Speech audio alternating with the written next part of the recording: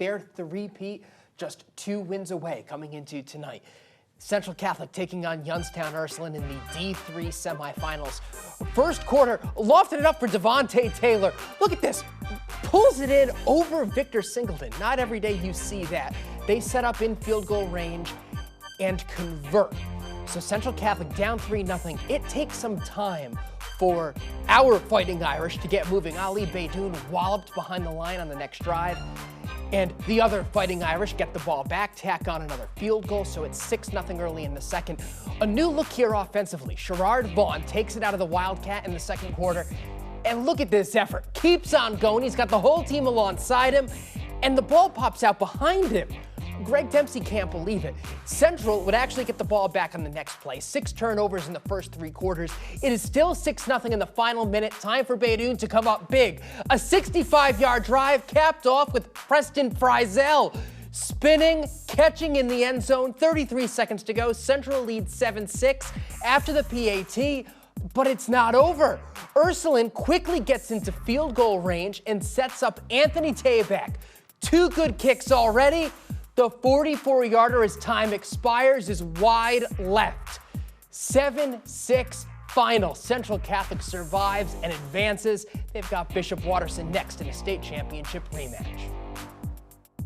At the end, you got to go 65 yards to go to the state championship, and the kids kept their composure. No, you only have to win by 1, and you only have to have the lead at the end. And it's our 4th 1-point win this year, so they've been in that position, and they believe in themselves, and they made all the plays when it mattered at the end, and the defense obviously kept us in there all night. Yeah, that is a well-disciplined team. Their offense is really good. Their defense is really good, and they showed that today. And, I mean, we knew coming in it was going to be a great matchup, and on the field it showed that today. I got the play call, and I went out there. I knew I was ready to make a play, I didn't want our seniors to go out like that, and I really did that for our seniors tonight. Mason Lowry and Godfrey Lewis, you guys called a thriller.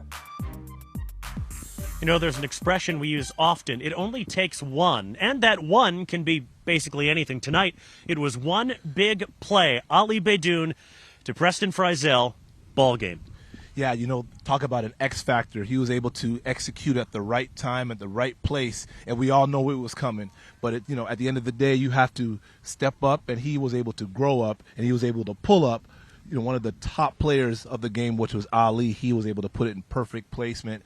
But it was just an accumulation of all those different things that mounted up to that one moment, and he was able to capitalize on it. Yeah, Central Catholic finally stopped committing offensive penalties. They were finally able to go at tempo in that 4th quarter, finally able to move the ball on an outstanding Ursuline defense. And I think defense really was the order of the day for both teams. These are 2 really high-octane offenses. Nobody would have imagined Central Catholic would win a second game this year by a final score of 7-6 like they did against St. Mary's. There's so many games that come down to small margins of victory, and we're talking small little mini games within the big macro of the game. And when you looked at the way Ursuline played today, they played with fire in their hair, they were fire in their eyes, they were moving around and they made plays, and Central had to really step up to the plate, and again they were able to keep it close. People don't realize that this game could have been probably a blowout in certain situations if it was other teams, but with Central Catholic, they were built for it. They were able to sustain it, and they're going to unlock new memories and new